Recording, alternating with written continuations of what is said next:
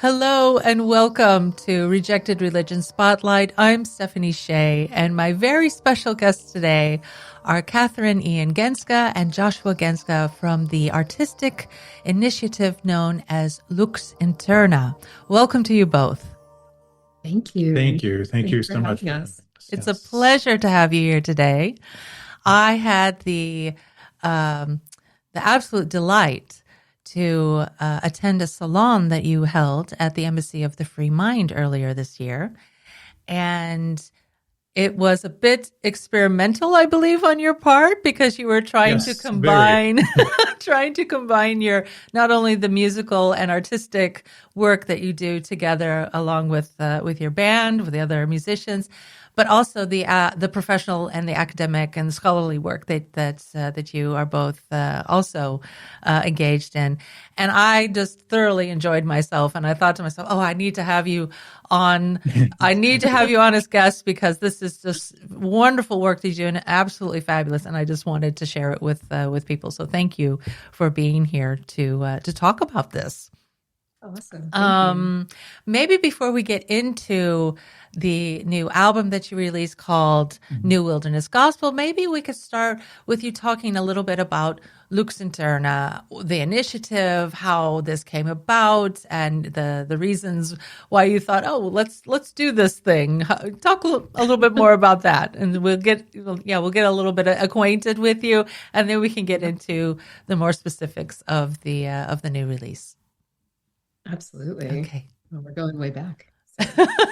Yes, going way back, and I won't. I don't think I'm going to mention too many dates, because I don't want to date myself, so out myself as old as I am. But it goes back. The project goes back quite some time, actually back to when the two of us were in our late teens, really. Wow. Okay. So it's been a very, very long-term collaboration. It started as I had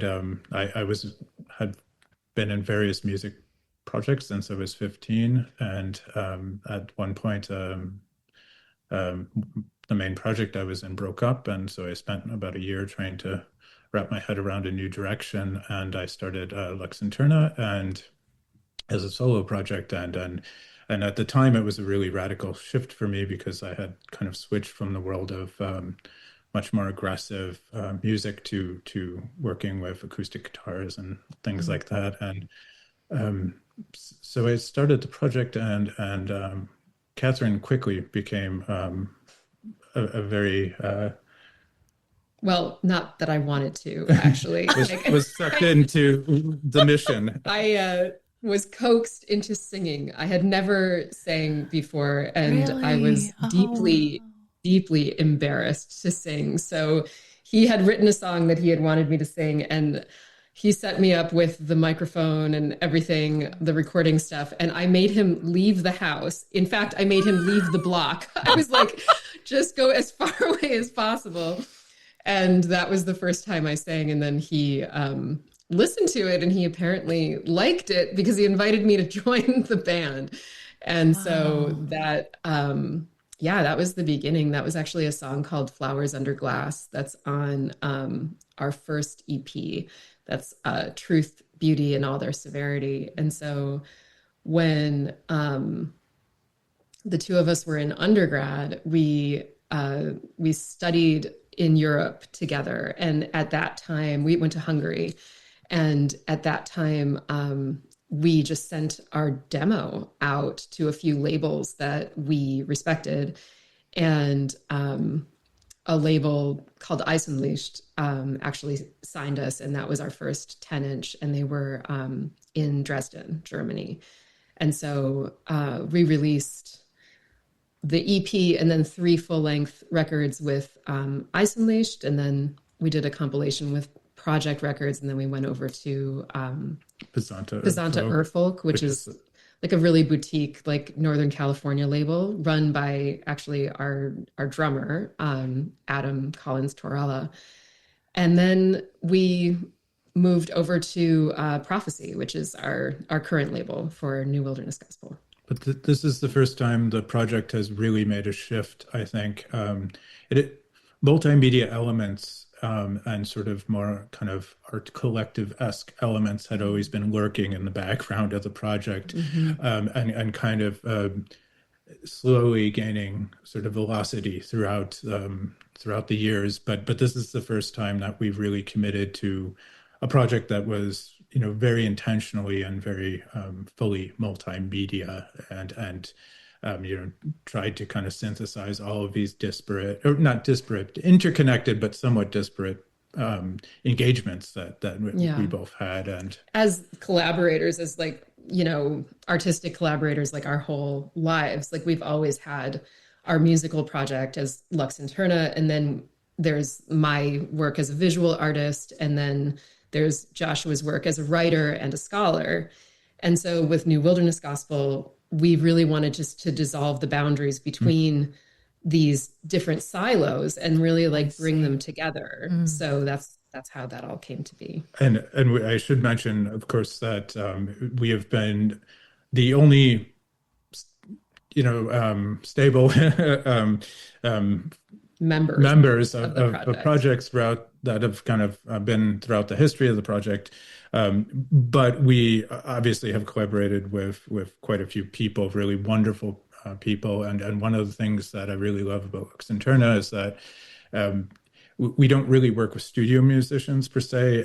Everybody that works with us is a friend. There's a relationship that's really, really important to creating the worlds that we create. And this last family to us. It's really family. Really, and people close. Come and go here and there, but it is really a sort of constellation of friends. And this past New Wilderness Gospel, we really had quite a wonderful lineup. We worked with two musicians that we had previously worked with, Jeff Linsenmeyer and Chris Force. They're both very, very beautiful people, beautiful musicians. And then we had some new folks join us on this album as well. Adam Collins Torriella, Tim Gotch, and Jackie Perez-Gratz. So really, really, one of the beautiful things about having a project like this, I think, is the relationships that come out of it and the relationships that form during the process of kind of world creation. Right. I guess that would also make it a much more intimate type of process for you, and the end product is also a result of that intimate engagement that you have with these people that are not just someone you hired in for, to play an instrument on the track. Yeah, it makes a big difference. And I think for me, for the person listening and viewing, it makes, because of this dimensional aspect, it makes it much more of an immersive experience for the listener and viewer. At least when I was listening to the audiobook and looking at all of the imagery that you provided, Kathryn, and then also listening to the songs, it made it more of as if you were kind of encapsulated in all of these things, and you could really dive deep into the material. And I think that adds something extra to your project, to your work as well, because it really does have that resonance, then not just what you're listening to, but also what you see and and what you hear as well in the audiobook with your narration, Kathryn, that it evokes an atmosphere as well. So I really thoroughly enjoyed, diving into the work, and thank you for sharing that with me so I could prepare better for this interview. So, okay, so there is, I guess the viewer is probably getting an idea that there is a lot of conceptual overlap in what you're doing with your academic work, Joshua, and I'm referring here specifically to an article that you wrote for Correspondence Journal called Letting the Dark Have Its Day, Jacob Boehme's Ecological Esotericism and the New Speculative Realism. I was kind of referring to that work as well as listening to New Wilderness Gospel. So these two bodies of work seem to mirror one another in tone and in structure and in purpose because they're both exploring darkness as revelation, transformation through unknowing instead of knowing. It's kind of like pushing these boundaries of all of these concepts and ideas and tropes that we kind of just take for granted. And you're kind of like wanting to look at this and approach it from a different perspective. So maybe I'll start with Joshua. You're much of the current scholarship that you're working on now, and along with the multimedia project of the New Wilderness Gospel, and it revolves around this darkness, this concept of darkness, and it's not as evil darkness, but it's this fertile space of transformation. And then about wilderness, which also kind of, when you say the word wilderness, you're not thinking of like positive attributes. You're thinking more of like, oh yeah, stark, desolate, maybe despair or something like that. But so it's not this. It's not just the aesthetic part of it, but it's also that you're also, which I thought was really interesting. You're connecting that to what it means to be human. So you have these non-human elements and how they're interacting with the human experience as well. So thought it was very, very, very interesting. So my question would be, how did this philosophical exploration of these concepts of darkness and wilderness in your writing shape the sound and the structure of the musical work that you were doing? Yeah, absolutely. That's an excellent question. Thank you for that.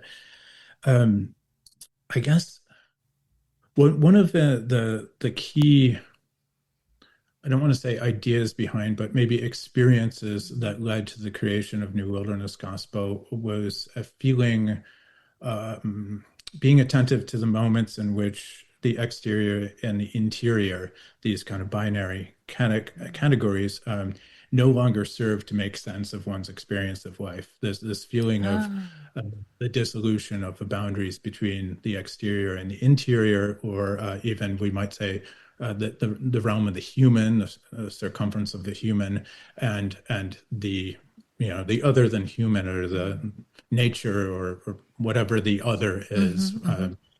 So I guess to speak personally, but I don't think this is anything special.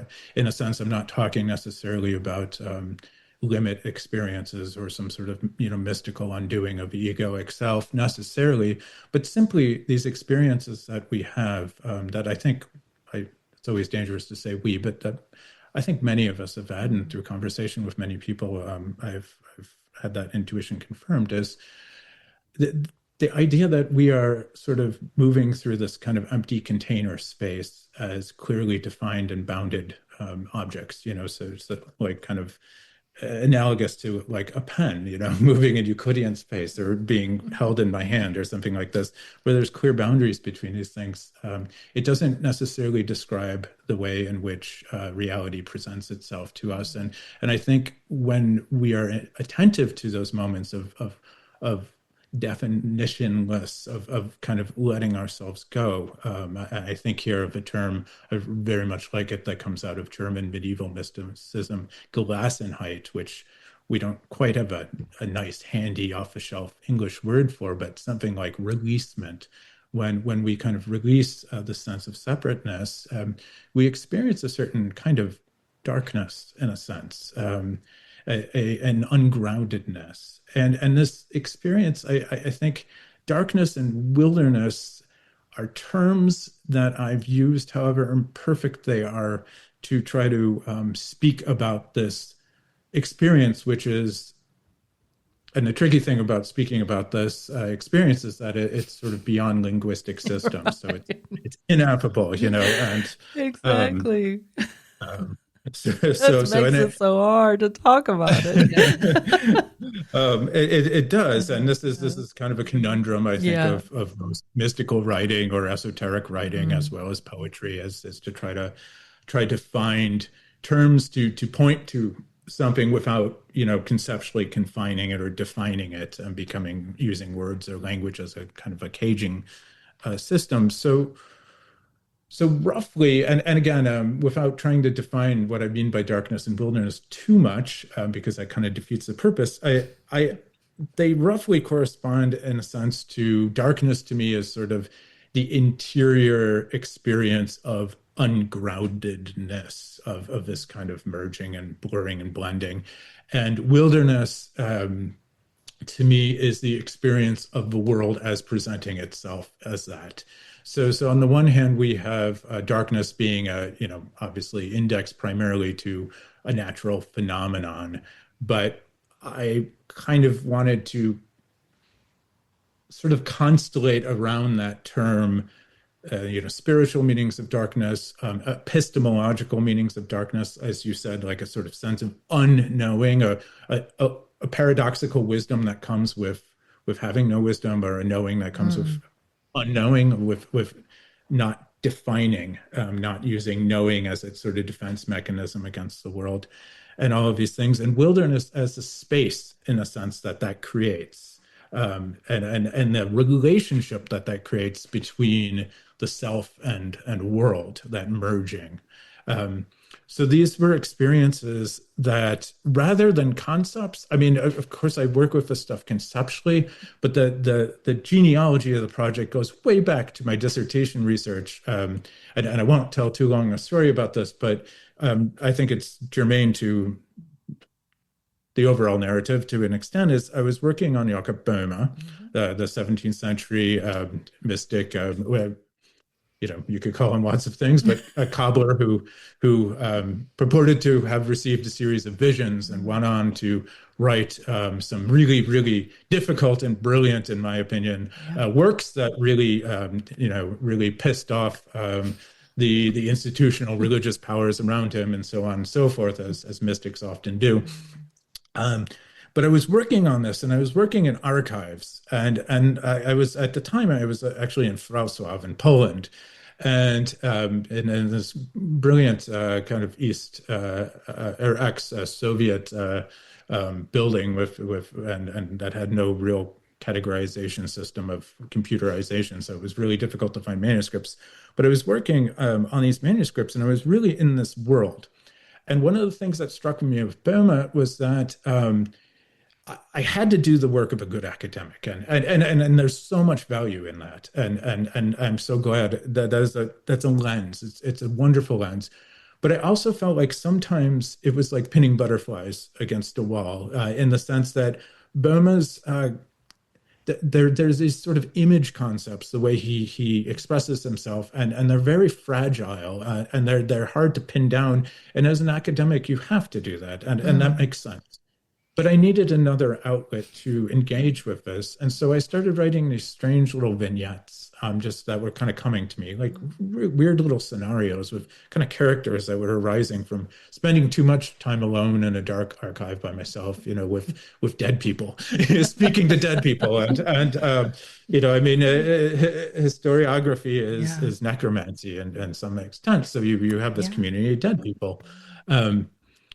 And it started, these things started kind of coalescing, and that was the first real moment when my scholarly work and my creative work just started kind of organically intertwining and germinating, and so on and so forth. So on the one hand, I was writing about the conceptual, I was drawing from concepts, and the way that Boehme and his circle and other mystics, apophatic mystics, thought about these and talked about these experiences. But I was also trying to think very much about my own experiences. And one of the beautiful things for me that's very freeing is when I move into the creative realm is I can stop being so nervous, and of getting, all the names and dates right. And again, which is an important thing to do as a scholar, of course. But so there was a bit of a freedom. So it was kind of born out of that. And all that to say that there's a sort of experiential component to the work as well as conceptual. And I think that also kind of the last stages of finishing the project, we were living through a time of kind of personal turmoil, but also here in our cabin in Northern California, we were surrounded by ecological disasters and a pandemic and so on and so forth. And so there was this kind of mirroring of the internal unrest and the external unrest that seemed to be playing itself out around us. In fact, at one point we almost had to evacuate because the forest fires were encroaching closer and closer, which has a lot to do with the cover. Yeah, the cover is actually the burn line from Pescadero, which is a town just, I don't know, about 25, 30 miles from our place. And so the evacuation line was actually only 6 miles from where we live. Oh, wow. And that was really, really terrifying, Yes. of course, for us. And so if you just drive a little ways from our place down the coast, you actually see the album cover, which is this is the line of the mountain range. Sharing? Yeah, I'll share this. I'll share my screen. So This is the burn line. on the right side, you see the front cover of yeah. New Wilderness Gospel, and on the left is the back. And so, yeah, this was the ridge of the mountain. It's by a preserve called Butano. And this was a place where we used to camp, actually, like frequently. And now it's, it's these like blackened shards of trees that are kind of jutting out from the land. But it was such a stark scene. I just drove by it, just driving down the coast one day. And I couldn't believe that was actually, what had remained, after the fire. And that it had come so incredibly close. I mean, so close to the point where we have some wonderful neighbors, and we were out of town when the fire happened, and they asked us, "What do you want from your place?" Oh, And wow. it was such a terrifying thing, because my answer was everything and nothing, like basic. It's like, what do you, in any case, obviously you need to make those choices, but thankfully we didn't. Thankfully it was actually fought back. But that is where the album cover comes from. I see. And of course, like, we didn't know that when I shot that image. It's like my imagery doesn't have an assignment when I make it. So, But it presented itself later. yeah. And you can see the strange coloration, interestingly enough, comes both from the percentage of smoke still kind of hanging in the air, and also heat damaged film, which is nice. I would like to say the film was damaged directly by the fire, but it wasn't. No. But in a sense, it was damaged by the kind of inordinately high temperatures here. So you have this beautiful kind of accident as well caught with, Wow. and that gave rise to this really eerie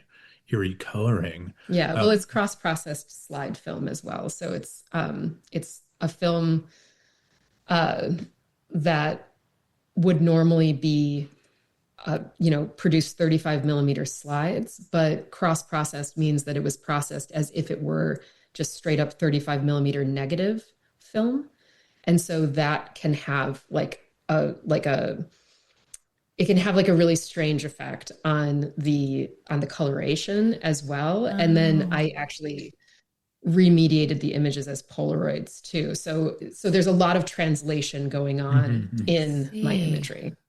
Yeah, I wanted to specifically ask you, Kathryn, about the photography because, and I mean, now that I'm looking at the image again, I'm like, oh yeah, of course, it looks like the burnt trees. I mean, I wasn't initially making that association when I looked at it for the first time, but I mean, it makes perfect sense. But the thing that did stand out to me was that it was as if this light was, I don't know, coming from somewhere else. It was like, or coming from inside the photo, not from like shining down to illuminate the photo, but there was like this internal light, which is such a pun with LUX INTERNA. Spot on.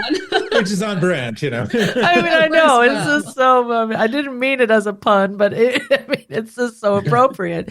But these half muted tones and the shadows and the fog and this, this like the light is there, but it's also veiled. And I was wondering when Kathryn, when you were writing your lyrics, or if you're writing together, or if you're reading something that Joshua has written, and especially about this darkness, I mean, how is this translating for you then when you're looking through the lens of your camera? Are you thinking about this, consciously, or is this just kind of like this intuitive thing that's happening for you?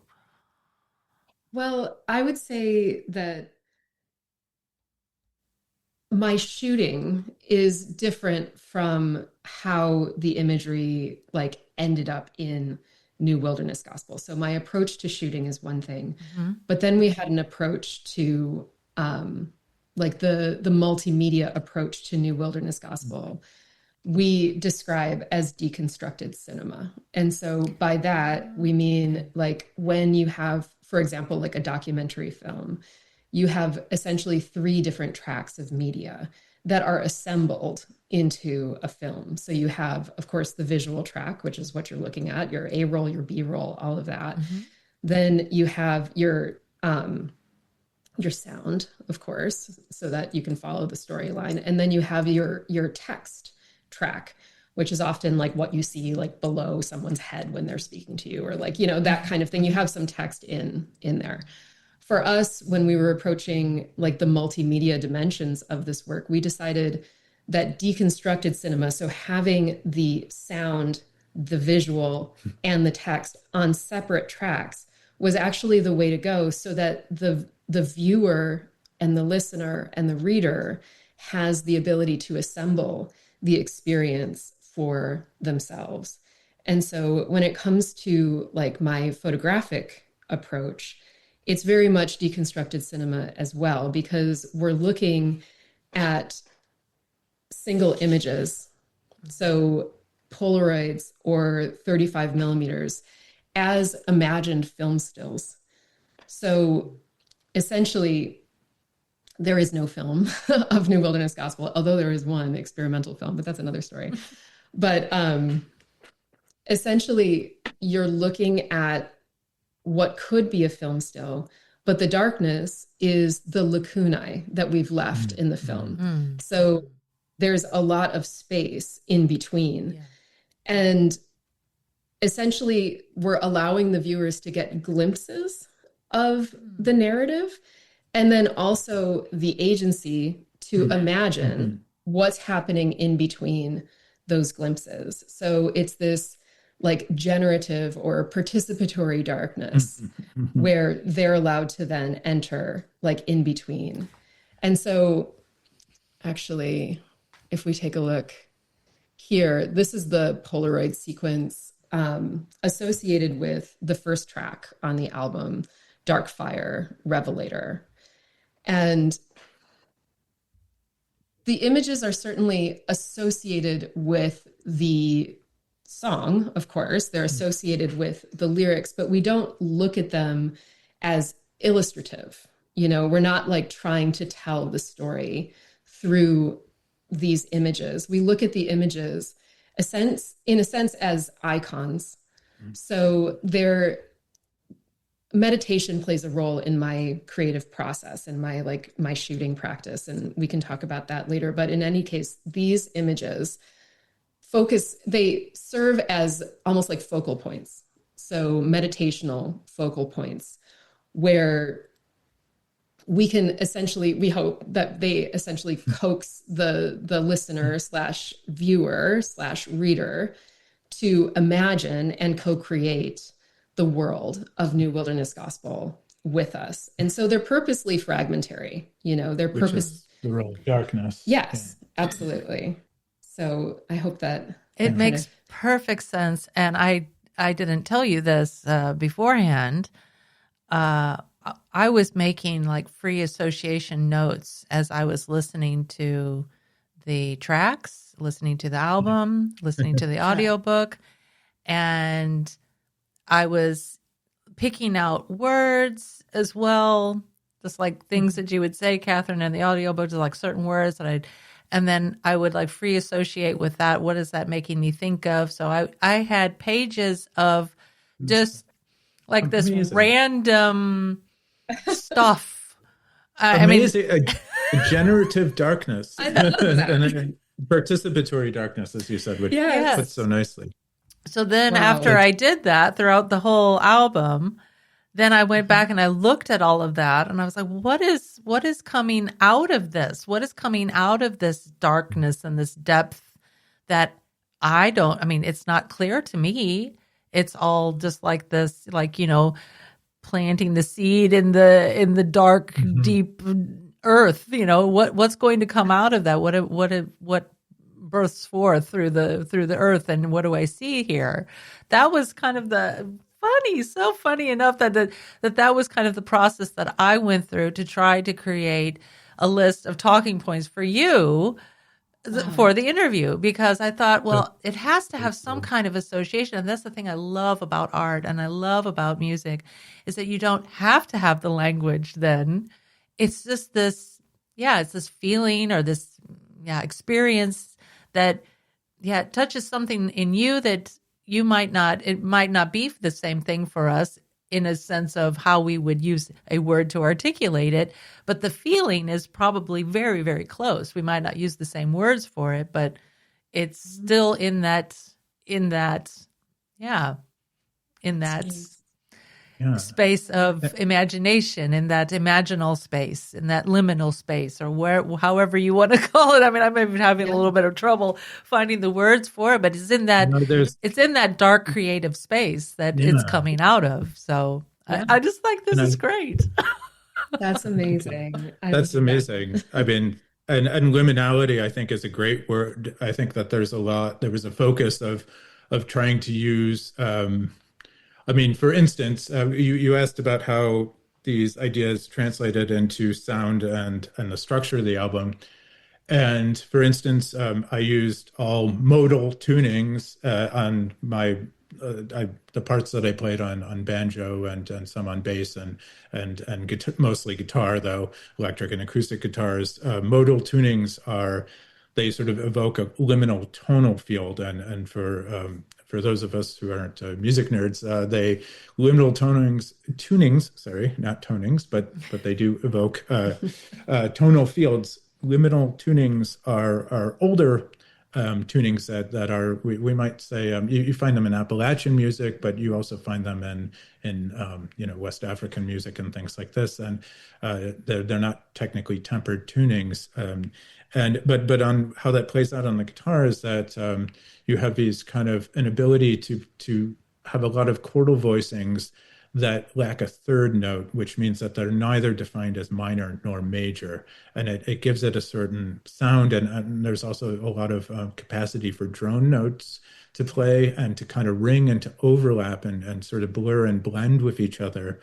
And there's moments of silence in the compositions. We left a lot of space in the compositions, and also played with things like, I think a lot about the way in which different effects mirror or express different concepts that I'm reading. And then two of the effects that I'm really, really fond of, because to me, they express what a lot of the mystical texts try to express or attempt to express that I'm working with, are delay, digital delay or analog delay, echoes in a sense, and reverberation, and it's really interesting to think about the use of the kind of signature or signatura of those effects. And I'm not sure if you're familiar with the French philosopher Gaston Bachelard. but he wrote a wonderful book called Poetics of Space, and he thinks very phenomenologically about architecture, and then he did a psychoanalysis of the elements, where he thought about elements as something that translated into all different dimensions of human experience. And I really wish that he would write on. He's long dead, so I'd have to sort of do some sort of necromantic ritual. But that he had written a book on the poetics of reverb or something like this, because if we think about reverberation, it's deeply connected to spiritual spaces. Now I use it in I have a pedal board for my guitar. But if we think back to some of the earliest known religious spaces, the caves in France, for instance, that markings and also connections with art were found in echoic spaces that reverberated and blended and blurred the voice and other sounds. And then if we think about, and then from caves to the Hagia Sophia or something like this, where you have this giant reverberation space that was really connected to ideas of thinking about spirituality, and a type of expression that opened up a different sort of dimension of human experience that was markedly different from our experience of everyday sonic landscapes. And delay, in a sense, it mimics some of the ideas of the mystics in a sense that it curates time, or it glitches time. To play with echoes and things like this is to, on the one hand, to really, if you use enough of them, it's not clear what the referent is anymore, what the original sound was, because it's kind of lost in a swarm of echoes. But it's also to experience time in a different way that isn't necessarily linear. It kind of erupts, and it's kairotic rather than chronological. So we use I think we experimented with a lot of ways of trying to sonically express, and as well as obviously visually express, this darkness and this wilderness. And just like Kathryn's approach to photography, there's a lot of sort of lacunae in the text and the novella, in the way that I write. It's not a sort of start to end narrative. And this, on a kind of a meta level, this really echoes an idea that has, if I could say, like, one idea has just absolutely captivated me since I started ages ago delving into, again, these words, mysticism or esotericism, whatever they're, fingers pointing at the moon. But is the idea that you find in somebody like Jakob Boehme or William Blake, that reality is it's not something that we go out and just kind of find. It's not ready-made off the shelf. That reality is an ever-emergent process, or this thing that we call reality. It world is born out of a confrontation, or that sounds too harsh. An encounter, let's say, an encounter between human imagination and the sheer mystery of being, and out of that generates this thing that we live in, and beyond that we maybe can't reach. But so mimicking that concept, that idea of co-creational or participatory reality, is this concept of darkness, and Kathryn's approach to the artwork, where you have this deconstructed cinema idea where you're invited to kind of participate in the world. It's not kind of off the shelf and given to you. And the same thing with the writing and the music. And I also think that those aesthetic choices have a certain ethical dimension to me. It's one of the reasons why art can be really anti-fascist, or really something that resists totalizing narratives in that sense, is because of that liminality, that ambiguity that you had mentioned, and that, and in a sense, darkness is an aesthetic concept, a spiritual concept, but also in some ways an ethical concept, because it tries to place us not in the relationship of just a consumer to an off-the-shelf reality, but a participant, and also it encourages us, I think, to be comfortable with the limits of our own knowledge. with that said, I thought maybe we could play just a little bit because I was Yes, talking about please. modal tunings and Yeah. all this stuff. So maybe I was just going to ask you, maybe this would be a great time to do that, but you are already ahead of me.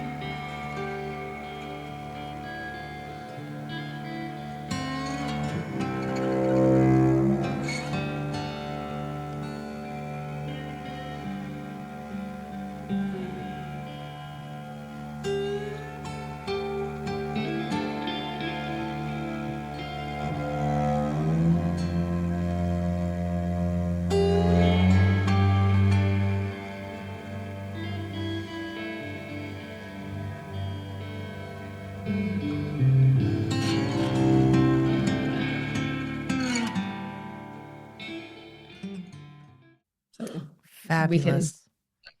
Thank you. Sorry, go ahead. Pregnant with potential there. It's just, it's like electric.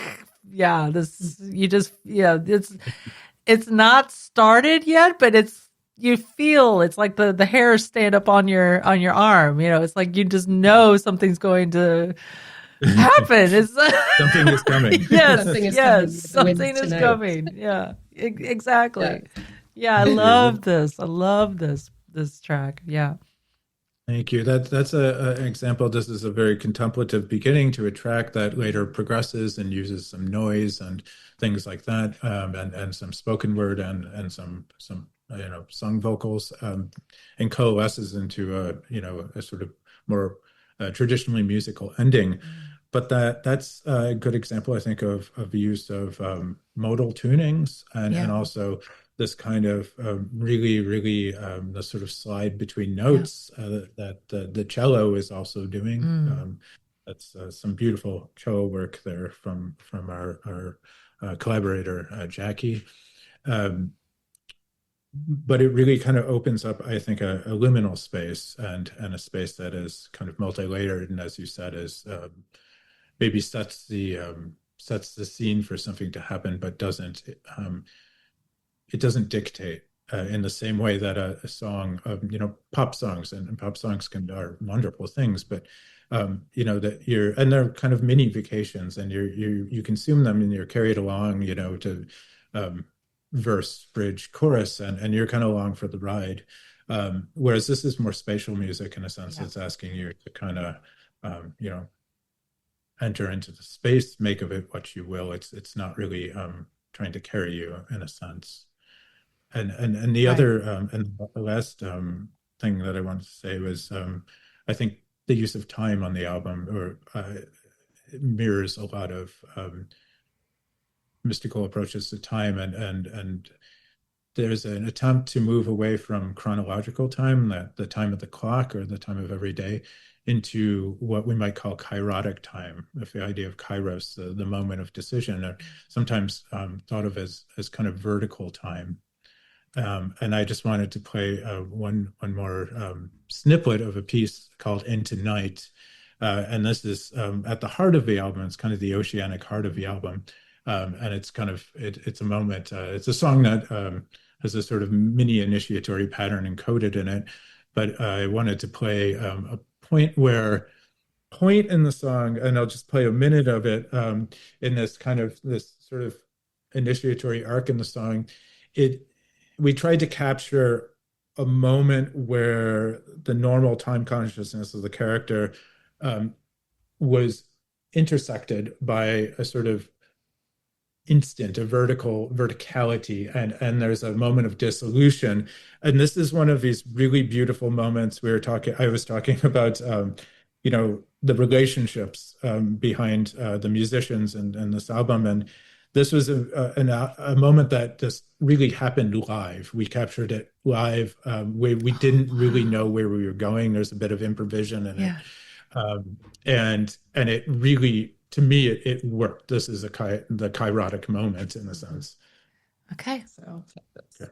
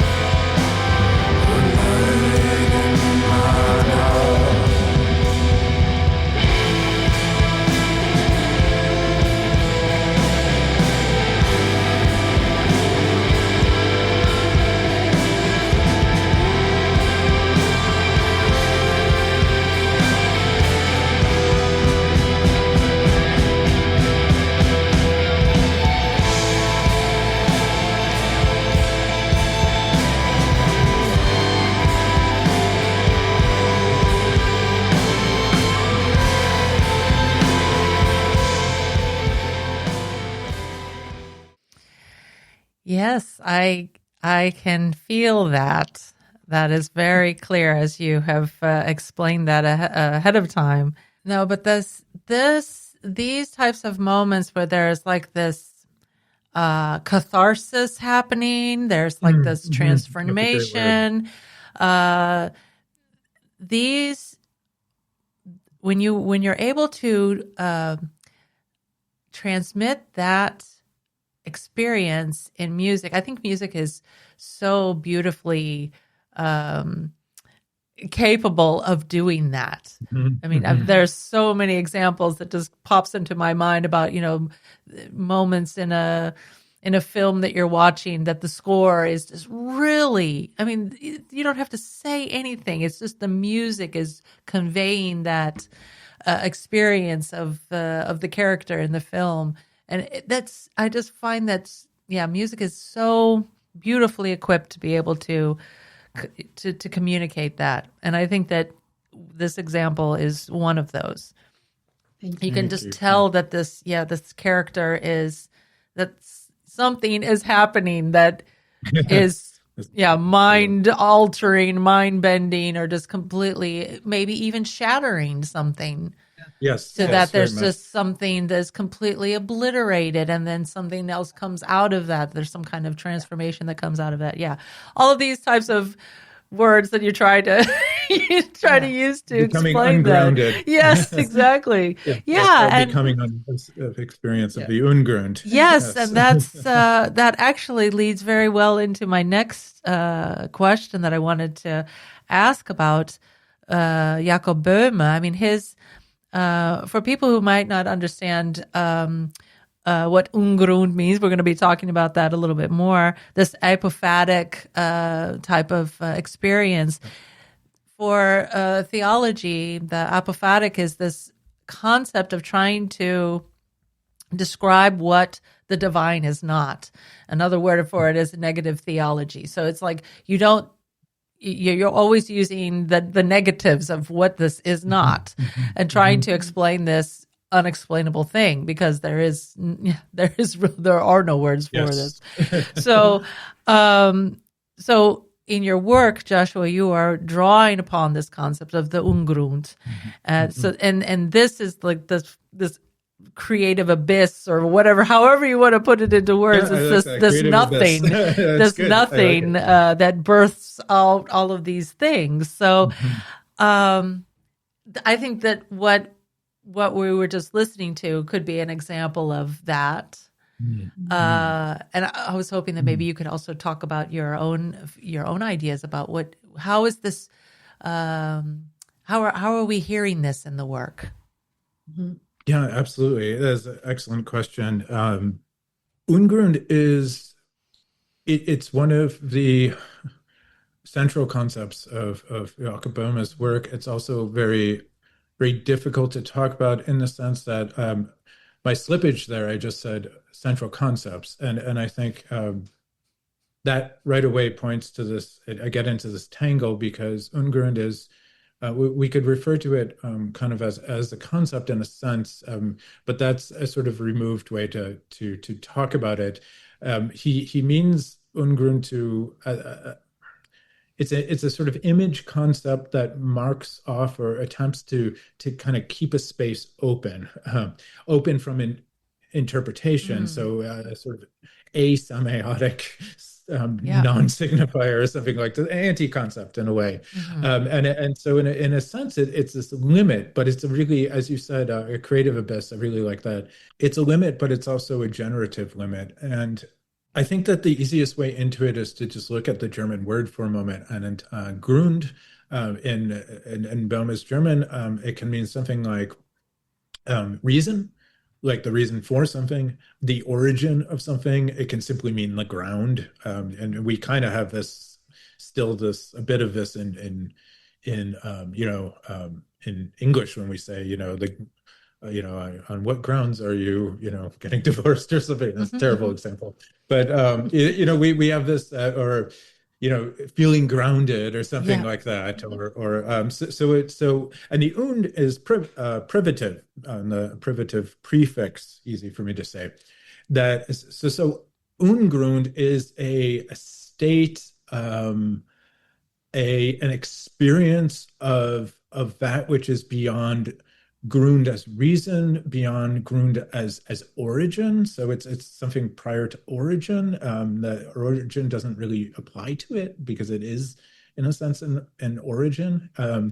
It's also it can't be known, and here's the sort of anti-conceptual dimensions of it. Again, it's kind of a limit concept, but in Boehme's sort of poetic mythic language, it seems to be alive in some sort of sense, and it's in a theological sense, he positions it prior to that which we know as God.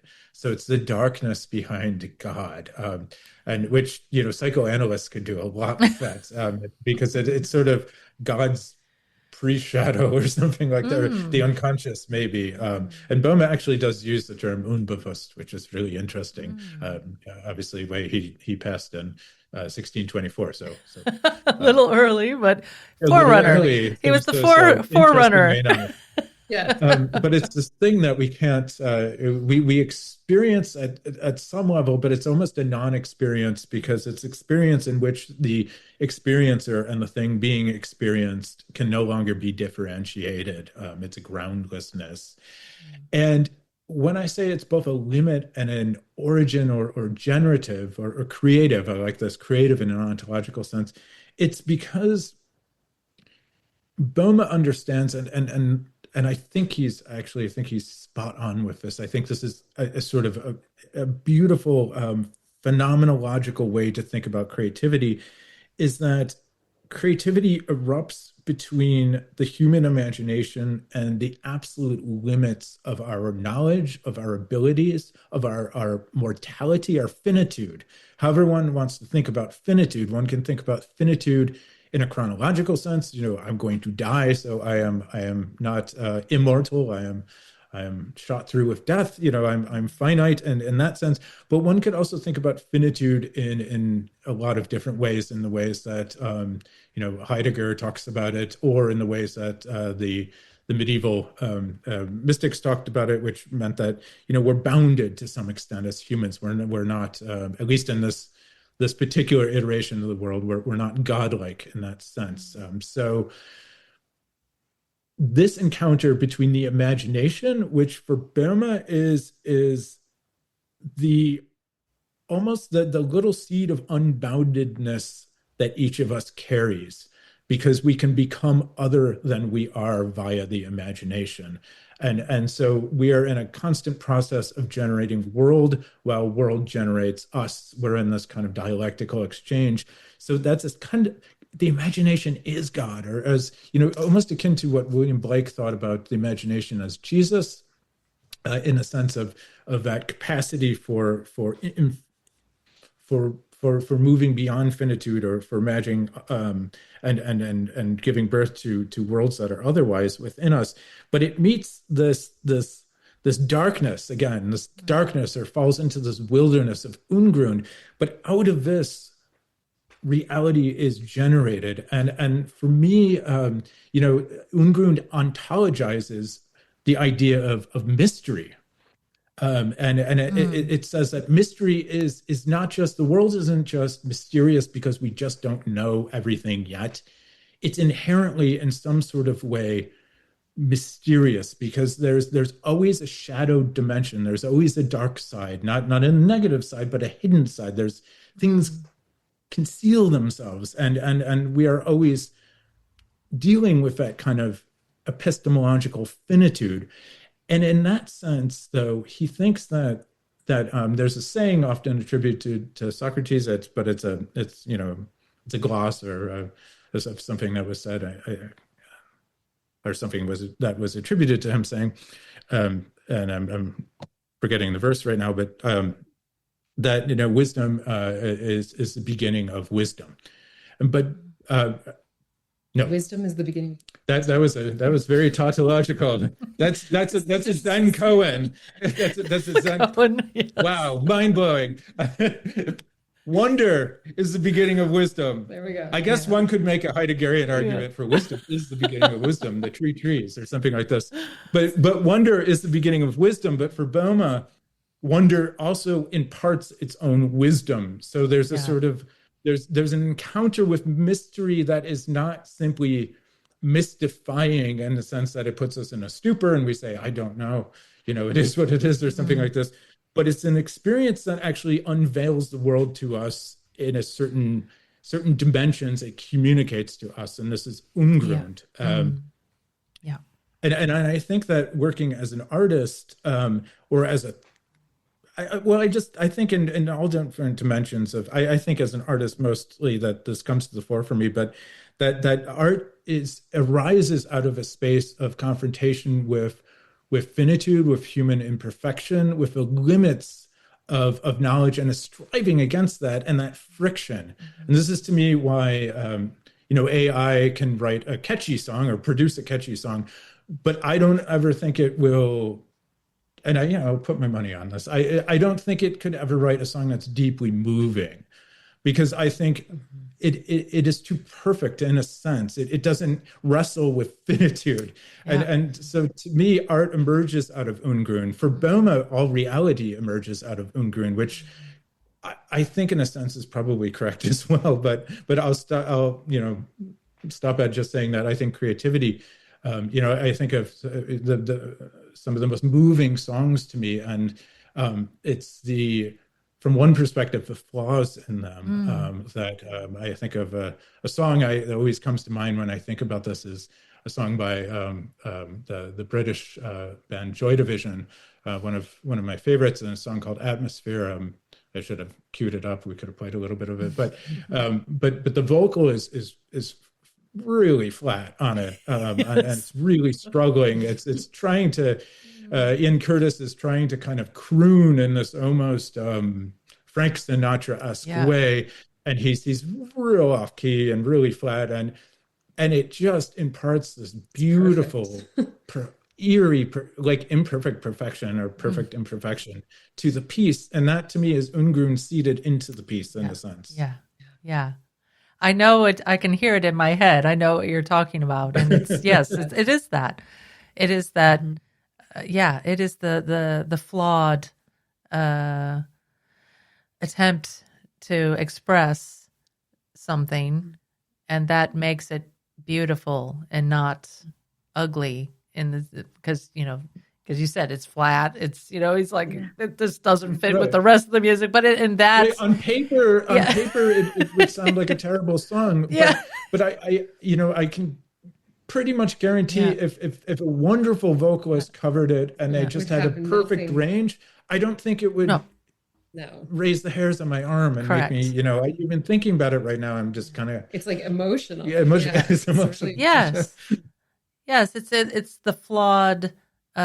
Because it's flawed, it's beautiful, and yes. I understand what you're saying. Yes, if somebody did sing it perfectly in pitch and it wouldn't sound the same at all, and it wouldn't have the same effect. Yeah. Totally understand what you mean. And so this, what I'm hearing you're talking about this, the Ungrund isn't this negation in the sense of nothing, that there is nothing there, but there is this revelation that is coming out of this potentiality that is not, there's my formless, or again, words are escaping me, but yes, there's, as they should, and they sort of bounce off this, and it's a no. It's a no thingness, it's not thingified, to use really technical language. Yeah, the no thing, the nothing. It just makes me think of that film. I mean, I watched this when I was a kid about the never-ending story. The nothing is coming. I loved it. Right, and there was this so negative in the story. But that it took me a while. I mean, as a child, I didn't understand what this nothing was. I'm like, how can nothing be something? But it is something. It is this. It is this force, or this, whatever it is. It is a thing. They call it the nothing, and you think, oh, that's just obliteration or destruction.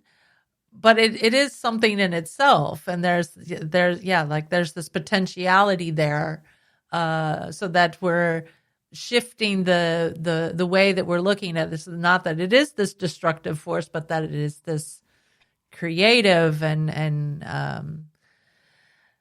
maybe not at the time of its right now that there is something happening, but there's this potential for it to happen. There's this potential for the revelation to be there. To be otherwise, for the revolution to come. Yeah. Yes, so there's absolutely. this kind of like this. What's the word? I always think of like race horses when they're like in the stall and they're just like waiting for the gunfire to go, and there's their muscles are tense, and they're really ready to go, and they're just waiting for that moment that the gates open, and then they can take off. It's kind of that moment, that moment right before. Right before. Exactly. And I think in that moment is when the Ungrund is encountered, because we can't live outside of meaning, in a sense, for too long, but we maybe have these breakage moments, and then we're thrown back into the process of making meaning, the process of storying, of narrating, of imaging and imagining.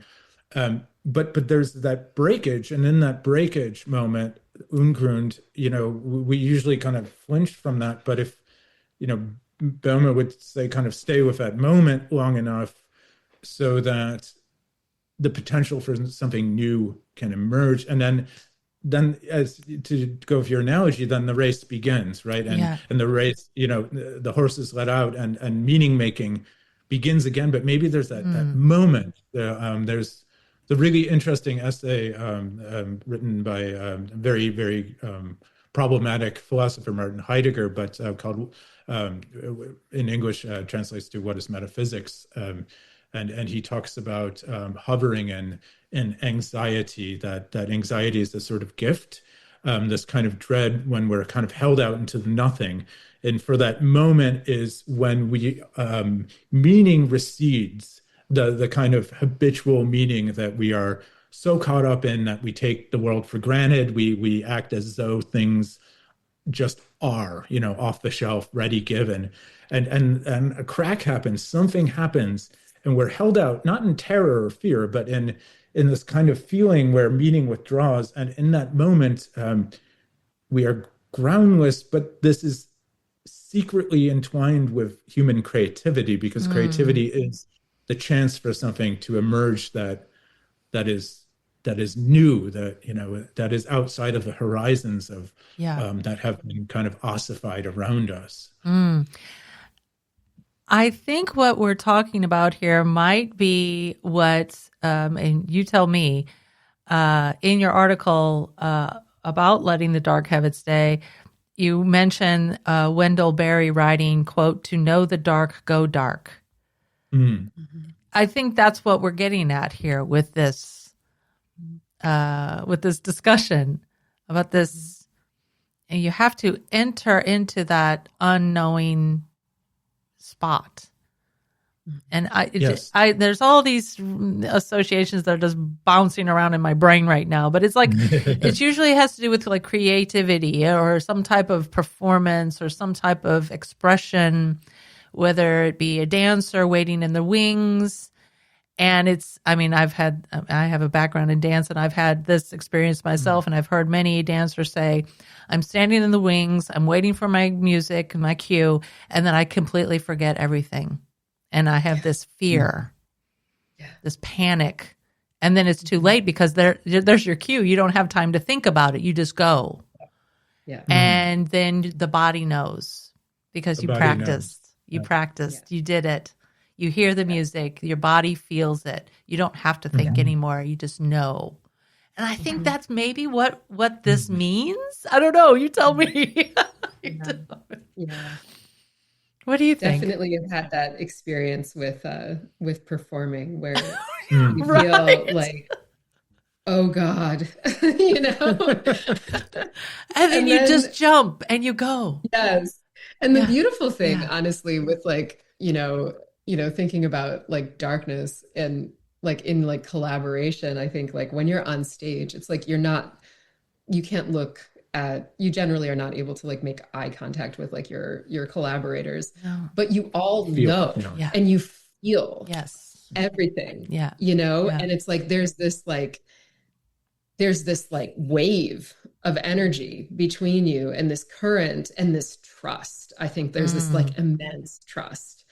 Yeah. And I think that is one of like the highest highs you can have, like as a creator, as a creative person, like it is just the best feeling to kind of just ride that wave with other people, So I definitely have had that sense of panic and also that sense of relief when you actually do know what you're doing. And thankfully you have these like amazing people around you that support and like amplify, that current. So and there is this like this intuitive thing that just takes over that you and you're all falling in line and step it's, as you said, is this wave and you're just flowing all together and it just, it magically, it just happens. It just comes together. And it's a type of knowing that is, I think, a dark knowing in the sense that if you move back into your cognitive mind, and I've had these moments on stage as well where I'm like, oh shit, what am I playing? Like, or I look at my fingers and I'm like, oh God, my fingers are moving. And you become you move out of that darkness and you kind of turn the flashlight on or something like that, to go with the Wendell Berry analogy. It puts you in this really creaky space you're almost fighting the instinct there's a tenseness to just do it. Whereas if you just go into the darkness, and I like actually how he says go dark rather than go into the darkness. And in American English, at least some forms of American English, we could say in a kind of vernacular way, to go dark is to kind of disappear. And to go into the dark would signify that you are still you and you're moving into a space that's mappable, in a sort of geometric sense. But to go dark is to disappear. And I think the egoic self disappears in those moments. They're so beautiful. And as somebody who can be a very anxious person, so there are moments when anxiety disappears too, which is really, really a relief, lovely. But there's almost as if there's no you, and there's no you doing something. It's just kind of this. I know it sounds a little Californian, but like a doing, or something like that. But it's like emerging, and you're just, it's a dark knowing, and you don't want to turn the flashlight on of the conscious mind, the mind that judges our actions and peers at a distance and is always kind of watching. And I think that's a really, really great point to make. I agree that this getting too much in your head when you're in that place, zone, however you want to put it, that can really, really mess everything up because you're like thinking, oh, I have to think about this now. No, you don't have to think about anything. Just go. just just no, let it absolutely. go. It's the and it is this. It does seem to have this kind of, I said before, cathartic, but it could also be like a releasing that Yes, yeah, control over yeah, yeah. something This, that I have to yeah, have this control over releasing this. control. Yeah. Yeah. Yes, And again, the exactly. term that Böhme uses, in kind of in line with the medieval mystics, is Gelassenheit, Mm-hmm. a releasement, Yeah. and Oh, it's yeah, you kind of mentioned that a already. Yeah. Yeah. Yeah. strange sense of like active passivity or Mm-hmm. activity or something like this. But it's and all this to say as well that Ungrund, I think, as we've kind of circled around, it's one of those things that you can think about conceptually and try to analyze and things like this, but it's really meant to be, in the way that I understand Böhme using it, something that we only know through experience. Something like love. Like we can read all the theologians and the poets and neuroscience analytics and things like this, but when we know love by becoming love, in a sense, by becoming one who is, as we say, in love, submerged in, and Ungrund, I think, is it's a term that's meant to kind of point us towards an experience. Mm-hmm. Maybe this is a little segue that I can talk about this idea that you brought up in your scholarship about this crisis of relationality.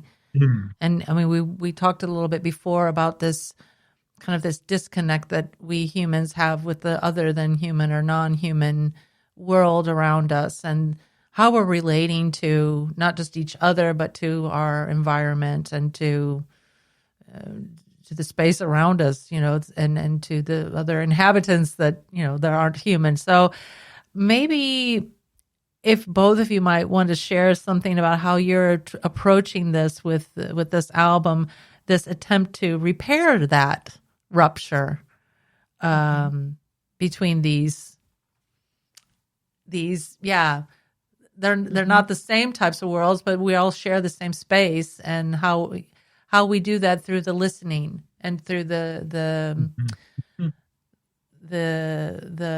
imagery, through the text, how we're connecting again those disparate worlds. Mm-hmm. Mm-hmm. Since we had been talking about this earlier, I had on hand a quote that I think from a poet, Seamus Heaney, Irish poet who's sadly no longer with us, but that I really think it's always kind of in the back of my head when thinking about art or creativity or some, even thought, or whether it's poetry or philosophy or art, the imaginative arts, as a response to crisis.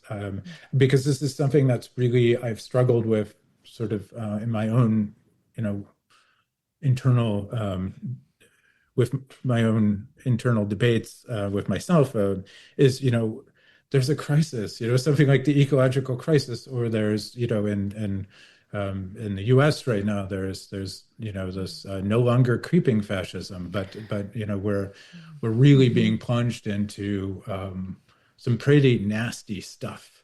Right. And so, what the hell does art do? And yet I've always intuitively had this feeling that it is a meaningful response, or it can be a meaningful response. And so I've struggled with that, because I've asked myself, what the hell am I doing? I'm making music and the world's burning. I don't want to be the fiddler while, the world is burning, but So I love this quote, and I'm going to try to read my own handwriting here, because I scribbled it down before the interview, by Seamus Heaney. Here's the great paradox of the imaginative arts in general. Faced with the brutality of a historical onslaught, they are practically useless. Yet, they verify our singularity. They strike out the ore of a self which lies at the base of every individuated life. In one sense, the efficacy of poetry is nil. No lyric has ever stopped a tank. In another sense, it is unlimited. It is like the writing in the sand, in the face of which accusers and accused are left speechless and renewed. And to me, this is such a beautiful, beautiful way to phrase this paradox. On the one hand, art is it's not going to solve climate change. It's not going to stop Trump or something like this, but it can change how we hear, we see, and therefore how we inhabit the world. And I know it has deeply done this in my life. You know, music was my absolute first love, and it just transformed my life. Songs transformed my life. They're part of the sort of inner spiritual weavings of things, and they ultimately change the world I inhabit. So I think there can be a perceptual change. And I also think of Gaston Bachelard, who I mentioned earlier, has this wonderful quote, and I'm going to try to see if I can get this right. To imagine is to raise the real by a tone. So you're adding to the, I guess in a sense, the symphony of reality. You're adding a tone to things, and so it's so useless and unlimited and powerful at the same time. And I don't know, how would you, as an artist, parse that, or think? I mean, is this something that to imagine? I mean, the idea of, you know, in the face of a crisis, you know, what use is art? Well, I think, you know, speaking of that specifically, like, you know, even just thinking about like the political situation that we're in the States right now, I think that all of us have a gift. All of us have something that we are really, really good at and that we can inspire others through. And I think that when all of us do our work to the highest extent, then we are resisting.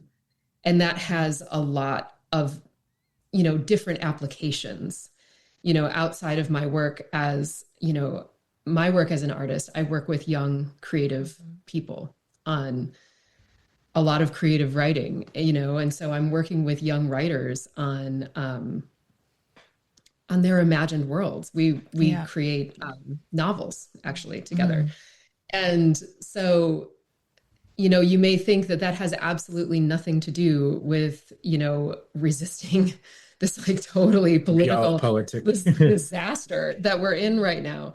But in fact, it does, because honestly, you know, helping a young person to imagine a future that's vastly different from the current state that we're in right now is absolutely a form of resistance. So to imagine is to raise the real by a tone. Absolutely.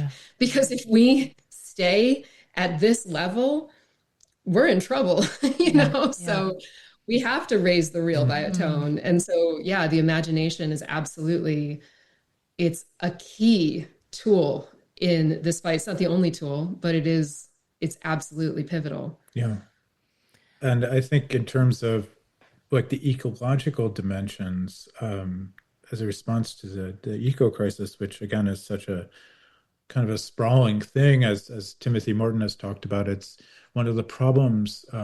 It's not that we don't have the data; we do have the data, but it's kind of everywhere and nowhere, like the God of the medievals in a sense, and it's so vast and sprawling, and it only surfaces in symptoms. You know, it's not an it's but there's a totality that we can't see, even though we can see its actions or it's the symptomatic results of it. But it's so hard to conceptualize, and it's hard to encounter in that sense, and it's hard to feel in some ways, and so artists, I think, also do have a place in helping us feel certain things in order to really be able to encounter things that are really difficult to encounter simply from the data. And the data that's being, obviously, that is very, very, very important. But there's, as Lynn White, who wrote a famous essay in 1967 on the historical roots of the ecological crisis, talks about the fact that we have to not just think through this, but we need to re-feel our destiny, and we need to re-regulate to nature. So there's a feeling component. Or I think of the American philosopher and ethicist Jane Bennett, who talks a lot about the idea that aesthetics and affect are always, in some sense, or affect is always a part of forging a new ethics. There's an aesthetic and affective, a feeling part of it. It's not just thinking, it's not just reasoning. And I nicked the phrase from somebody, and I cannot remember who it was, but it was an ethicist who was arguing that, the connection between feeling and generating a new ethical forms of relationality, be they to the other than human world or to each other as humans, it would necessitate creating a counterculture of perception, or a counterculture of perceiving. And I really like this phrase. I've got to find out who I'm stealing it from. So in a sense, maybe the New Wilderness Gospel, it's certainly not going to solve, great world ills, but maybe it's just a small action, inviting people into a conversation, as we're having now, as we had in Amsterdam, and then with our listeners and people that we've exchanged letters and emails with, towards a new counterculture of perceiving things differently. I like that. Let me know who yes, I will. I have coined to find that. this out, Who coined that phrase? Is living in my head, and I love it. And I really like that idea. I like that idea. Thank you for sharing these thoughts with me about this. I think this is really a fruitful exchange. We're kind of going off the cuff a lot of times here. We're just kind of exploring areas and just bouncing ideas off of each other. But I think this is a great way to engage with your artistic work, with the music, with the art, with the visuals, text, in this very odd way that we want to try to talk about everything, but that we just, like we said over and over again, and I have been repeating myself, it's hard to talk about things when there's this other, however you want to, mystical, or this ungrund, or these other terms that it's very hard for us to wrap our brains around, because we don't have those words for it. But I think that we're getting there in any way. We're getting there. So, but thank you for sharing your insights into that. And talking about mystical things, I thought maybe we could shift the conversation a little bit to talk about the idea of the mystical body. And this is referring specifically to the part in the audiobook.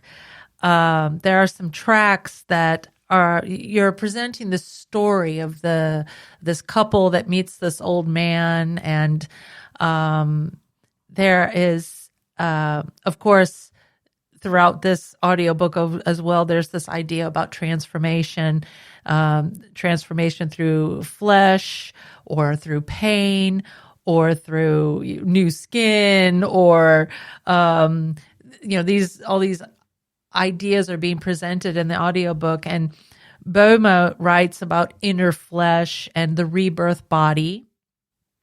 And there was this number sequence that, Kathryn, that you read off, these numbers: 2, 18, 20, 23, 12, 12, 14, 19.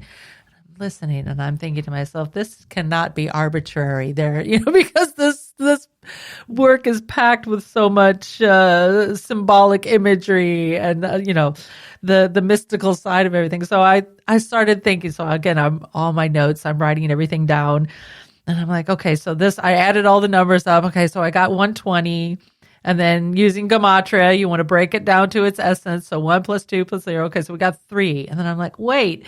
And I'm like looking through my notes and I'm like, oh yeah, I wrote down must be 3 because I would just jot down little phrases and stuff that I thought, oh, this means something. So I came back, oh yeah, must be 3. And then bring the child back. And I'm like, resurrection is the incarnation. And I'm thinking, are we getting into this cosmology here of Boma, or maybe somebody else's cosmology? I would really like it if you would like try to unpack this and elaborate on this a little bit more, because I thought this was brilliant. I loved this. Yeah, thank you. You can play the excerpt. Oh, that would be wonderful. Yeah. Yeah. So this is in A Strange Meeting. This is the last track of the A Strange Meeting. Yeah. One pulls, the other is dragged forward. You and he must be ready. In the wilderness, I make straight the hidden highway of the Lord, the aortal highway. I prepare the ways. One path through the sands, the other hidden in the deep wood. I've whispered it to him through so many long nights. Now I say it to you plain. You must be born again, and all of your days must be gathered up inside you and kneaded through with light. You, two as one, must be 3. Father, mother, ghost, to bring the child back into world, and speaking, and feeling, and flesh. The resurrection is the incarnation, if you look close, with your eyes and your heart crossed. Suddenly, a crackling silence. Yeah. I loved that. Yeah. So first, I guess, to the question about Jacob Bodyseer, which actually was born out of a film originally that some writing that I did and a film that Kathryn made. I don't know if you want to say anything about the film in particular, or. Well, the writing existed first. It was it's the second chapter in New Wilderness Gospel, Volume 1. And yeah, we decided to translate that into a very experimental film that I shot on iPhone, and I narrated it, and Joshua scored it, and he actually was in it as well. And we shared that at the San Francisco Museum of Modern Art in conjunction with the Crossroads Film Festival back in like 2018. Oh. And we haven't really like shared it much since. It's like a very short, like experimental film. It's about 7 minutes long. Yeah. Yeah. And it's called Jacob Bodyseer. But so the transformation through flesh. Yeah. I mean, obviously you can talk much more to that than me. It's like very, very Bohemian for sure. Yeah, I mean, in Jacob Bodyseer, which is I think the second, I should know this, but the second track on the audiobook, in the second chapter excerpt in the art book, Jacob is, I guess it's probably the most, on the nose reference to Jakob Böhme. But Jacob is a prophet-like figure who is living in a modern Appalachia, and he is what I call a body seer, and that is the sense that he inhabits a particular type of corporality, or he has a sort of second body that comes to the fore in certain moments, and it's a body that, instead of separating from the world, deeply connects him and opens him up to the world.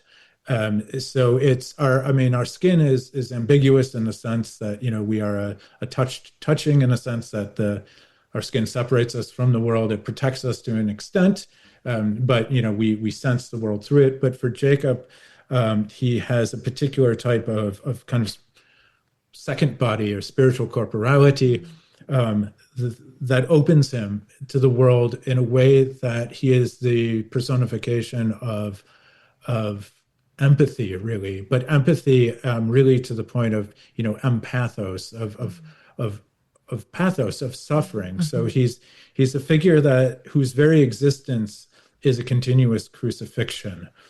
so to speak, and out of a sort of overwhelming amount of love. And in the origin story, which I won't get into too much, but I just mentioned it because I think it's somewhat interesting. It's in a chapter that hasn't been published yet, but he was born, so the story goes, from a blue note played by the Texas blues guitarist Blind Willie Johnson. Blind Willie Johnson, a historical figure, and for those of us that might not know what a blue note is, it's a note in a scale, and that's inserted into usually a pentatonic or minor scale. That its origins are really African, so not coming from the classical world. But it's a bent, usually bent or flatted, and it's found in jazz and blues. But it's disharmonic in a sense, so it tempers or it exists in friction with the harmoniousness of the scale, but it really elicits a certain type of feeling.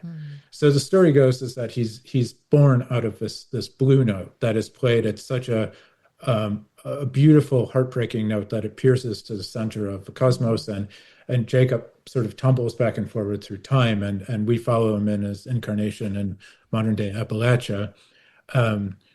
But he encounters in chapter 2, we find him locked in an encounter with something known as the bird catcher, that he calls the bird catcher, which is a sort of entity, which is a personification in some sense of a purely quantitative mindset.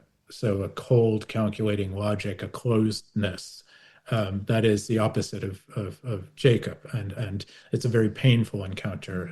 So Jacob is a prophet. He's also blind, but he has this feeling notion, again, kind of the Ungren. We were talking about how dark knowledge can be a bodily knowledge. So it's very Bohmian in that sense, and the idea, Boehme also talks about rebirth or inner transformation as obtaining a new body, as obtaining a rebirth body. So Boehme's spirituality is very much about embodiment, unlike certain other mystics that talk about sort of, leaving the body. There's flesh and spirit are co-creative in Bohmian world. So that's what's going on with that character in a sense. And then we skip to the strange meeting that we just played and the sequences, which are serial numbers on a gun. And really, I didn't know. Yes. I didn't register. It is a gun that one of the characters has hidden in his remember, pocket. yes, I remember. This character, Joe, who is Yep. also Enoch, and he's being confronted by a prophet-like figure. John knows. Yeah. John knows that the gun is on him. Yes. And that's what he's saying when he says the numbers on that gun, like he knows those numbers. But the numbers also do relate to the name Brett Collins, which is the actual name of the bird catcher. In human form. Oh, okay. So on the one hand, it reduces to 3. It's an ambiguous number that's given by this prophetic figure, John, which can be read as without the consonants, which reduces to the name. It reveals the name of the bird catcher. It's human incarnation. But it also reduces, as you so sagely pointed out, to 3, which is sort of a reference to a kind of Trinitarian / alchemical formula that has a lot to do with two of the main characters' transformation, Joe and Sophie, and the possibility for redemption. So the gun is, and then we haven't published those chapters yet, but it's going to be pun intended. It will trigger something, but in the story. So it is both a kind of a force of possible damnation or redemption, and hence the numbers can be read either as this kind of Trinitarian formula or in reference to this kind of destructive force, and that echoes Boehme's idea of that instead of that there's a dark fire in us, but instead of, it's not that we need to produce light by putting the dark fire out, but we need to alchemically transmute the dark fire. That's the fuel. That evil inside of us, that evil is just a sort of contextual thing. And so there's this kind of non-duality in Bohmian thinking, and a non-duality encoded within the number sequence on the gun. Love it. And it's this also then kind of ties back into the images that seem to blur boundaries as well, like between the body and the landscape. You know, there's there's like this fluid. I'm gonna just, again, loss of words. This fluid feeling, for the lack of a better word, I don't have any other word than feeling. This fluidness, there's this dissolving of these demarcations.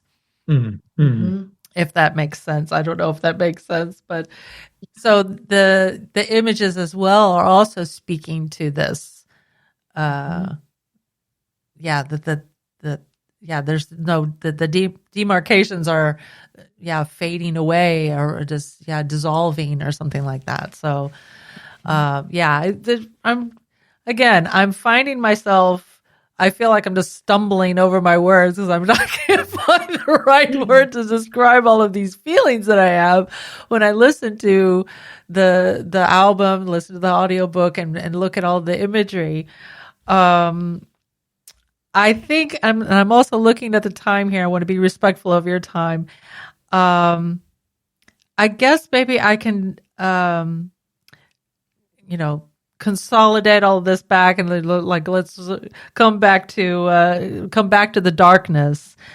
I can imagine that this was, because this does not occur in a vacuum. All these things that you're creating, these are also there are also things happening in your personal life, and you also mentioned just now about the fires, and then COVID, and everybody is dealing with their own cathartic moments and their own issues, of course. And I think a lot of people might also, if you hear, I'm dealing with this dark time or a dark night of the soul, all these different ways of explaining the darkness. And I was wondering, after you've written and composed this work of the New Wilderness Gospel, how has your relationship with darkness changed? Literally or metaphorically speaking. How would you say your relationship with darkness has changed? Yeah. Well, how? I think that it was, for me personally, and I'm pretty sure I think this is the same for both of us to extent, is it was the process of creating and then releasing this project was initiatory for us, because it was a lot about what to do when certain things in your life break down. And again, there we have the more ominous side of it when we're in the break. Yeah. You can kind of capitulate, or you can stand up and you can start creating a new world, because the world that was there isn't simply given, it's not available off the shelf, and so you're faced with a decision, and this, I think, was a lot about telling new stories, not simply to others, but also remythologizing or reworking our own personal mythologies, our own sense of meaning in the world through this confrontation with darkness. So there was something ritual about going through this darkness. Would you agree with that? Or definitely. Our lives unfold in albums, and so this marked an epoch that ended with the release of New Wilderness Gospel. And of course it begins when it's released, but in a way for us as the creators of it, it kind of ends with the release. And because it was a really challenging time, the making of that work was a really challenging time. In a way, it's like nice to close the book, on that. But at the same time, I'm so grateful for everything that it taught me and that it taught us. I know that our work as collaborators and as Lux Interna grew immensely from the production of this work. It was by far the largest scale collaboration we've taken on to date.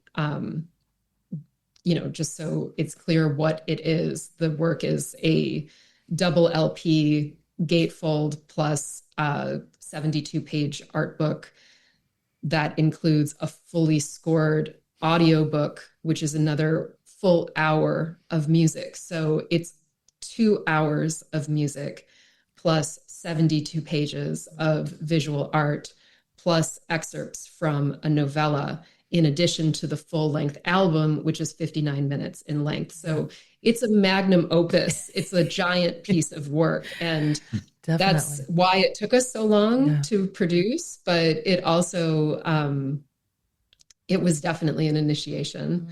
And I am very excited for what comes next. And yeah, I mean, in terms of darkness, I think it really is a manifestation of the fertility of darkness, that darkness can be such a fertile ground, and if we had just simply stayed in like that, dis-ease or like that, like, in those struggles of that time without pursuing our creative work, we would be in a completely different place as individuals. And I know that a lot of other people, just from receiving, messages from listeners, they would be in a different place too. And that's what we do, as creative people, all of us, we leave, remnants for others to pick up and to find meaning. It's an act of generosity. And and I think that sometimes it's really hard to do that when you're in a tough place, but it's the most important thing you can do. And it's the most generous thing, I think. So yeah, I would say. I understand what you mean about having you're kind of ending it once you release it out into the world and, people are engaging with it. Of course, that's for you, that's kind of an ending. For the world, that's their beginning. And you mentioned that people have, talked to you about this. I mean, how are you learning anything new from all of the response that you get? I mean, how, if you want to share a little bit, if you can, about the responses that you've gotten, how does that make you feel then about what you gifted the world? I mean, does it also give you new insights to things that you didn't think about before because of the way people are engaging with it? Yeah, for sure. I mean, one of the first letters that we received, it was actually it was a comment actually on Instagram that then like turned into like a larger conversation offline. But like, it was someone who had recently lost his best friend. And it was just such a raw comment where he just said, thank you for this album. And he just said, it has been so hard to listen to music, but he was listening to New Wilderness Gospel in his grieving period, and it was helping him to kind of process this unimaginable grief that he was in. And all I could say was just, well, thank you, obviously, for, sharing that with us. And also, like, we have lost some incredibly close people, and like music, some of our collaborators, and like music it's so difficult to listen to sometimes in times like that because it makes you feel on a deeper level. Yes. And sometimes it's just too painful to feel that. But it felt like just the largest compliment that he trusted us in that space, and that space was then healing in some way in that really unimaginable time. So that's certainly one that comes to mind. We just finished this really immense interview with another listener in Germany who was really digging into a lot of the philosophical undercurrents in the work. And so he was definitely finding some really interesting points of reference. Yeah, and even heard things that I said, well, I didn't intend that, but somewhere in the back of me, I mean, kind of resonances with authors that, I mean, he brought up Johann Georg Hamann, somebody I haven't read since my grad school days, but who was very, very important to me during that time. Somebody who really defended the value of feeling as a type of knowledge over and against his we had exchange of letters with his good friend, that guy Immanuel Kant, who's kind of well known, but and things like that. So it sparked conversations. I also was corresponding with somebody who said that they really found it empowering, that there was it was a dark album, but they said that's an empowering darkness. And I had never thought of that adjective with the album. I mean, in a sense, it was an act of self-empowerment for us. Just, as Kathryn said, kind of instead of just turning away from the darkness, we went into the darkness and we kind of came out with something, like the only way, as the cliche says, the only way through it was into it, not around it. We couldn't kind of turn the light on and avoid it. We had to kind of go into it.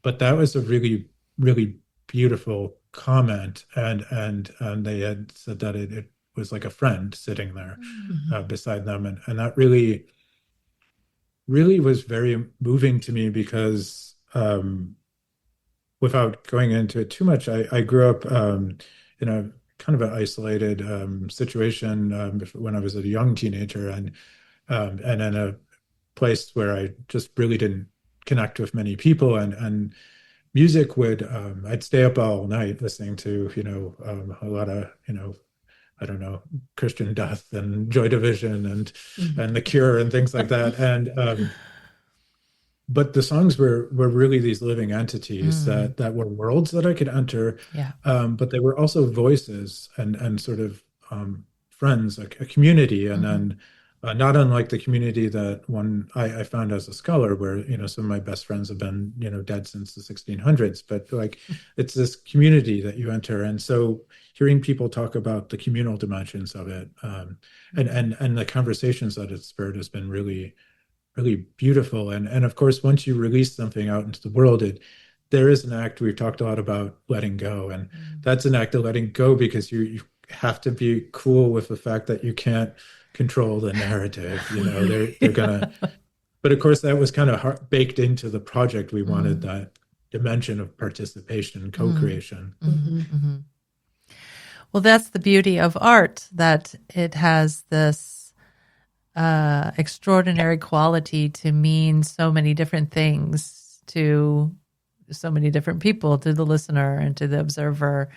It's a highly personalized type of experience that when people are engaging with art, that they're always making a link to their own experience, of course, and that may not be your experience, but for them it's very real. And that's, I think, the beauty of art, and that's why we need it, because if we didn't have this outlet for expression, then I just don't see how people could live and function if you didn't have this type of very impoverished world. Yes, you would be a pauper. You would be an absolute pauper. You cannot live by bread alone. Yeah. So I think this is a beautiful gift that you've given to us, and I really hope that this conversation will inspire people to to go find your work and to engage with it themselves, what is the best way that people can do that? I'm going to put a little plug in here as well. Absolutely. So first is newwildernessgospel.com. Okay. That's our website. You can sign up for our newsletter there. That is kind of like our single source of truth. You can certainly follow us on Instagram. That's at LUX_INTERNA_official. Okay. We also are on Bandcamp, of course. And if you go to our Bandcamp site, that's luxinterna.bandcamp.com. Anything there that says directly supports the artist literally does directly support us. And we ship all of those orders out ourselves with handwritten notes. So if you are into that kind of personal touch, that is absolutely something that we do every week, week after week, and we appreciate it so much. Wow. So wonderful. That is so wonderful. And I think that everybody loves that kind of personal personal attention as well. So yes, I really urge everybody to go out and find this, engage with it. I don't again, I'm finding myself at a loss for words to try to convey my appreciation to you for sharing your time with me today and talking about all of these different ideas and talking about your music and your art. I think it's really important. I don't generally do interviews like this where I go more into the artistic side of things. But I thought that this was so, powerful. I thought it was very powerful work that you've presented and yet that you've gifted the world, that I thought, well, we can kind of make it a little bit scholarly, scholarly a little bit, but I really wanted to focus more on this experiential side and the feelings that people, that are so important for people. We have to acknowledge this imagination and the creative side of ourselves as well. So again, thank you so much. Thank you for coming here to talk with me today and for sharing all of this and being. I just felt that this was such a fun conversation as well. Just really, I just loved it, and I just want to just tell you that I'm just absolutely thrilled, and I just wish you all the best for whatever you're working on right now. So thank you again. Thank you so much. Thank you so much. It was an absolute Such a pleasure. pleasure. Yeah, we're really thrilled to be on Rejected Religion. So thank you. We're fans. Thank you so much. And I'm very, very happy to have you here. And I really do hope that people will seek you out and and maybe even connect with you in some way. Maybe they can also share their. We always I should put that out there. We love, get in touch. We love we write back and eventually. Wonderful. Wonderful. Absolutely. Okay. Thank you so much again. Thank you. Thank you. Thank you.